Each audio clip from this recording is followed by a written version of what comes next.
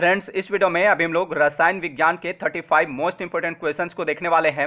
ये वो क्वेश्चंस हैं जो एग्जाम में बार बार पूछे जाते हैं या फिर आने वाले एग्जाम्स में पूछे जा सकते हैं। तो इसलिए आप इस वीडियो को अंत तक जरूर देखिएगा और इन्हें याद कर लीजिएगा, ठीक है। आप इस वीडियो का फ्री पीडीएफ फाइल भी डाउनलोड कर सकते हैं, जिसका लिंक इस वीडियो के डिस्क्रिप्शन बॉक्स में दिया हुआ है, या तो फिर आप मेरा टेलीग्राम ग्रुप ज्वाइन करके वहां से भी फ्री में आसानी से इसका पीडीएफ फाइल डाउनलोड कर सकते हैं।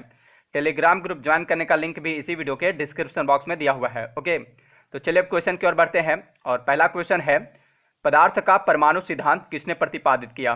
तो इसका आंसर क्या होगा? जॉन डाल्टन, ठीक है। पदार्थ का परमाणु सिद्धांत जॉन डाल्टन ने प्रतिपादित किया था। अगला प्रश्न है, रेडियोधर्मिता की खोज किसने की थी? तो रेडियोधर्मिता की खोज हेनरी बेकुरल ने की थी। रेडियोधर्मिता का यूनिट क्या है? इसका मात्रक क्या है? क्यूरी है, ठीक है। अगला प्रश्न है, नाभिकीय संयंत्रों में ग्रेफाइट का उपयोग किया जाता है, किस रूप में किया जाता है? तो विमंदक के रूप में किया जाता है। अगला प्रश्न है, हाइड्रोजन बम विकसित किया गया था, किसके द्वारा किया गया था? एडवर्ड टेलर के द्वारा किया गया था। हाइड्रोजन बम एडवर्ड टेलर के द्वारा विकसित किया गया था। अच्छा, परमाणु बम का विकास किसने किया था? तो परमाणु बम का विकास जे रॉबर्ट ओपनहीमर के द्वारा किया गया था। परमाणु बम का विकास इन्हीं के निर्देशन में अमेरिका के द मैनहट्टन के तहत द्वितीय विश्व युद्ध के दौरान किया गया था। अगला प्रश्न है, हाइड्रोजन बम किस सिद्धांत पर कार्य करता है? तो हाइड्रोजन बम अनियंत्रित नाभिकीय संलयन अभिक्रिया के सिद्धांत पर कार्य करता है। और जो परमाणु बम होता है वह किस सिद्धांत पर कार्य करता है? तो वह कार्य करता है अनियंत्रित नाभिकीय विखंडन अभिक्रिया के सिद्धांत पर, ठीक है। अगला प्रश्न है, नाभिकीय रिएक्टरों में विमंदक और प्रशीतक दोनों की तरह प्रयुक्त होने वाला पदार्थ है, तो वह कौन सा पदार्थ है? तो वह है भारी जल, ठीक है। इसका प्रयोग, भारी जल का प्रयोग जो है नाभिकीय रिएक्टरों में विमंदक और प्रशीतक दोनों की तरह किया जाता है। भारी जल का रासायनिक सूत्र क्या है? तो इसका रासायनिक सूत्र है D2O, ठीक है, D2O। और इसका रासायनिक नाम क्या है? ड्यूटोरियम ऑक्साइड नाम है इसका रासायनिक नाम। अगला प्रश्न है, निम्नांकित में से कौन हाइड्रोजन का समस्थानिक नहीं है? तो हाइड्रोजन का समस्थानिक आइसोटॉप यहाँ में से इनमें से कौन सा नहीं है? देखिए, हाइड्रोजन के 3 समस्थानिक ज्ञात हैं, प्रोटियम, ड्यूटीरियम और ट्राइटियम, ठीक है। यहाँ पे ट्रेंसियम जो है यह हाइड्रोजन का समस्थानिक नहीं है, तो इसका राइट आंसर है ऑप्शन डी, ट्रेंसियम। अगला प्रश्न है, रक्त का पीएच मान कितना होता है? तो रक्त का पीएच मान कितना होता है? 7.4 होता है। अगला प्रश्न है, किसी गैस को दबाने यानी संपीड़ित करने पर क्या होता है? तो किसी गैस को दबाने पर जो है दाब तथा तापमान दोनों बढ़ जाते हैं, ठीक है। किसी गैस को दबाने पर दाब तथा तापमान दोनों बढ़ते हैं। अगला प्रश्न है, परम शून्य ताप का मान कितना होता है? तो कितना होता है? -273 डिग्री सेल्सियस होता है। देखिए, किसी भी वस्तु का ताप अधिकतम कितना भी हो सकता है, ठीक है, इसकी कोई सीमा नहीं है, लेकिन उसका ताप -273 डिग्री सेल्सियस से कम नहीं हो सकता है। इसी को परम शून्य ताप कहते हैं।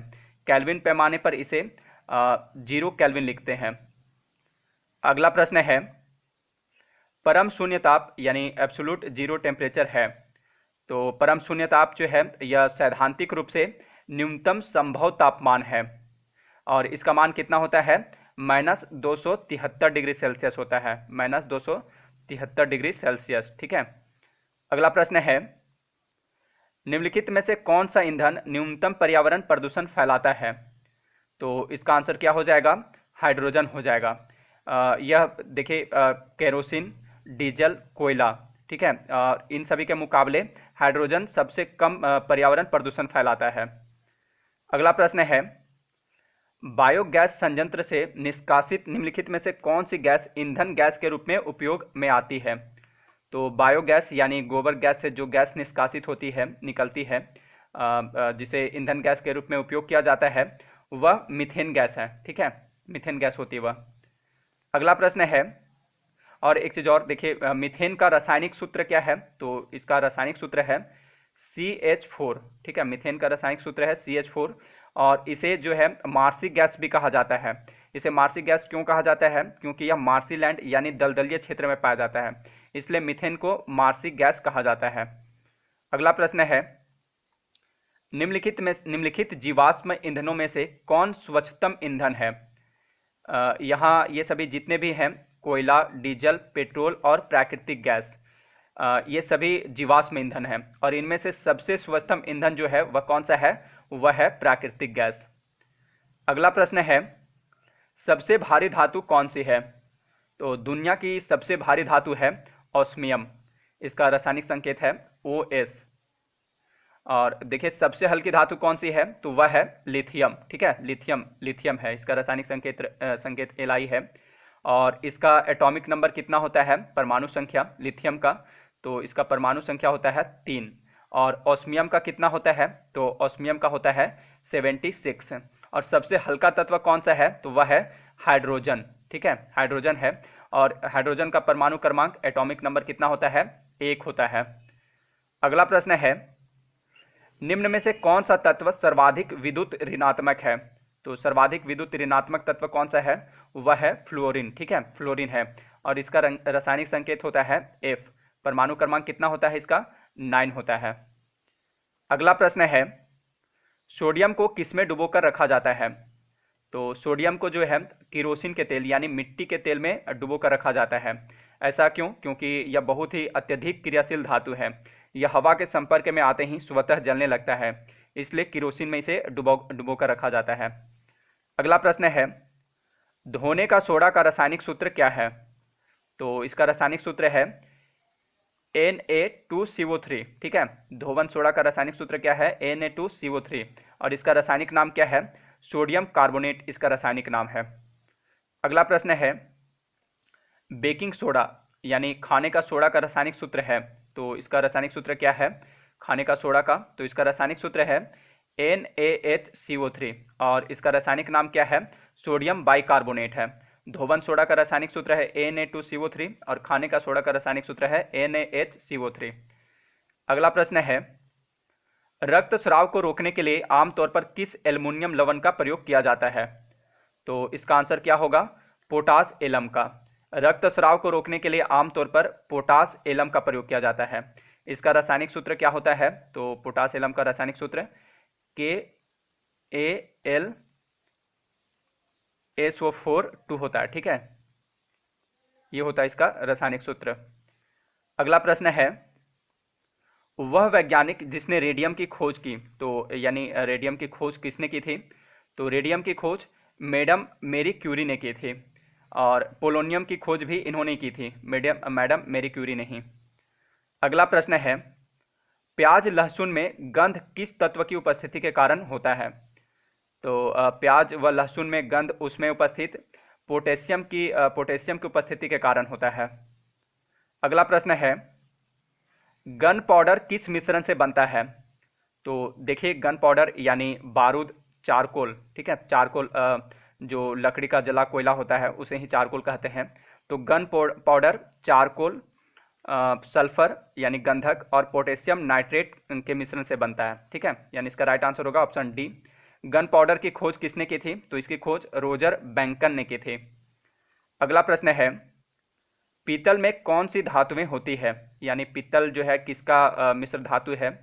तो यह मिश्र धातु है तांबा और जस्ता का, ठीक है, तांबा यानी Cu और किसका है? जस्ता का है यानी जिंक, Zn का। अगला प्रश्न है, कांसा किसका मिश्रण होता है? तो कांसा जो है यह किसका मिश्रण है, किसका मिश्र धातु है कांसा? तो यह मिश्र धातु है तांबा और टीन का, कॉपर और टीन का, ठीक है। अगला प्रश्न है, फ्यूज तार किससे बनती है?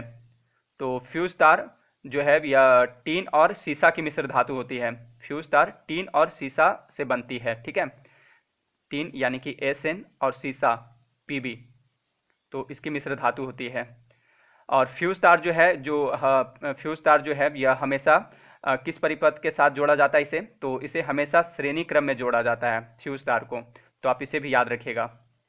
अगला प्रश्न है, हाइड्रोजन की खोज किसने की थी? तो हाइड्रोजन की खोज केवेंडिश ने की थी। अच्छा, ऑक्सीजन की खोज किसने की थी? तो ऑक्सीजन की खोज जोसेफ प्रिस्टले ने की थी। अगला प्रश्न है, किस तत्व को रसायन विज्ञान में आवारा तत्व की संज्ञा दी गई है? तो रसायन विज्ञान में आवारा तत्व की संज्ञा दी गई है हाइड्रोजन को, ठीक है। इसका संकेत है H और इसका परमाणु क्रमांक है A1।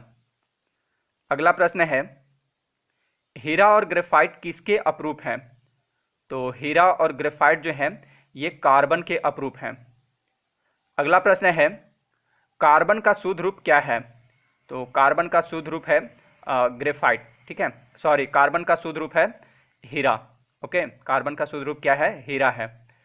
अगला प्रश्न है, निम्नलिखित में से किसको पेंसिलों में प्रयुक्त किया जाता है?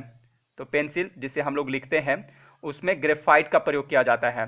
कागज पर रगड़ने से यह उस पर काला निशान बना देता है, इसलिए इसको काला शीशा भी कहते हैं ग्रेफाइट को। अगला प्रश्न है, एक्वारजिया आयतन में 3:1 के अनुपात में निम्नलिखित में से किसका मिश्रण है? एक्वारजिया यानी अम्लराज किसका मिश्रण होता है? तो यह जो है यह सांद्र हाइड्रोक्लोरिक अम्ल HCl और सांद्र नाइट्रिक अम्ल यानी HNO3 का ताज़ा मिश्रण होता है। इसमें ये दोनों किस अनुपात में होते हैं? 3:1 के अनुपात में होते हैं, ठीक है। यह जो है एक्वारजिया यह सोना एवं प्लेटिनम को गलाने में समर्थ होता है, यानी यह सोना एवं प्लेटिनम को गला देता है। अगला प्रश्न है, मानव शरीर में सबसे अधिक मात्रा में कौन सा तत्व पाया जाता है? तो मानव शरीर में सबसे अधिक मात्रा में ऑक्सीजन पाया जाता है। अगला प्रश्न है, निम्नलिखित में से किसकी उपस्थिति के कारण पीतल का रंग हवा में फीका पड़ जाता है? तो इसका आंसर है हाइड्रोजन सल्फाइड की उपस्थिति के कारण। हाइड्रोजन सल्फाइड की उपस्थिति के कारण पीतल का रंग हवा में फीका पड़ जाता है। हाइड्रोजन सल्फाइड एक अकार्बनिक रासायनिक यौगिक है जिसका रासायनिक सूत्र क्या है? इसका रासायनिक सूत्र है H2S है। यह एक रंगहीन गैस है जिसकी गंध सड़े अंडे जैसी होती है। यह हवा से भारी है, बहुत विषैली, ज्वलनशील, विस्फोटक और संक्षारक है। अगला प्रश्न है और इस वीडियो का लास्ट क्वेश्चन, रसायनों का राजा किसे कहा जाता है? तो रसायनों का राजा यानी किंग ऑफ केमिकल्स किसे कहा जाता है? सल्फ्यूरिक अम्ल को कहा जाता है, ठीक है। सल्फ्यूरिक अम्ल का रासायनिक सूत्र क्या है? तो इसका रासायनिक सूत्र है H2SO4। तो फ्रेंड्स, ये थे रसायन विज्ञान से संबंधित 35 महत्वपूर्ण प्रश्न। अब अंत में आपके लिए क्वेश्चन है, वायुसेना दिवस कब मनाया जाता है? तो इसका सही जवाब आप मुझे कमेंट बॉक्स में दीजिएगा। तो इस वीडियो में इतना ही। अगर यह वीडियो आपको अच्छा लगा हो तो इसे लाइक तथा शेयर जरूर कर दीजिएगा। मिलते हैं नेक्स्ट वीडियो में। Thanks for watching.